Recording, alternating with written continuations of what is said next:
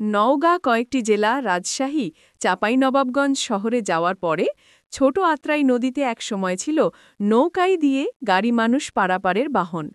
সময়ের পরিবর্তনে একসময় ব্রিজ নির্মাণ হলেও ব্রিজের মুখে যানজট লেগেই থাকত, পাশাপাশি এখানে প্রায় দুর্ঘটনা ঘটে।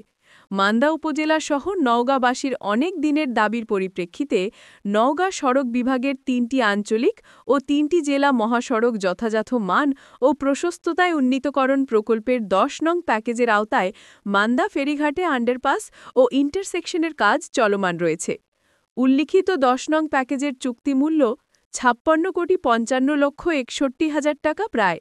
উল্লিখিত ১০ নং প্যাকেজের কাজের তত্ত্বাবধানে রয়েছেন মোহাম্মদ রাশেদুল হক, নির্বাহী প্রকৌশলী সড়ক বিভাগ নওগাঁ, নুরি আলম সিদ্দিক, উপবিভাগীয় প্রকৌশলী সড়ক উপবিভাগ নওগাঁ এবং মোহাম্মদ নাজিম উদ্দিন, উপসহকারী প্রকৌশলী সড়ক উপবিভাগ নওগাঁ। জয়েন্ট ভেঞ্চার হিসেবে কাজটি সম্পন্ন করছেন Toma construction and company limited, MSA engineering JV, ঠিকাদারি প্রতিষ্ঠান। এখনও কাজ চলমান এবং সৌন্দর্য বর্ধনের কাজ চলছে। আন্ডারপাস হওয়ার কারণে দুর্ঘটনা তেমন ভয় নাই।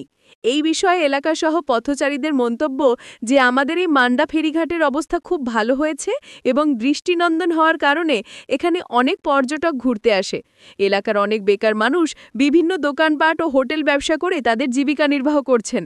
এখানে ঐতিহাসিক কুসুম্বা মসজিদ দেখতে আসা পর্যটকগণ ফেরিঘাটে এসে কিছু সময় অতিবাহিত করে এবং তাদের পছন্দের কালাই রুটি ও মান্দার নামকরা সন্দেশ খায়। এলাকার জনগণ নওগাঁ সড়ক জনপদের প্রতি কৃতজ্ঞতা স্বীকার করে।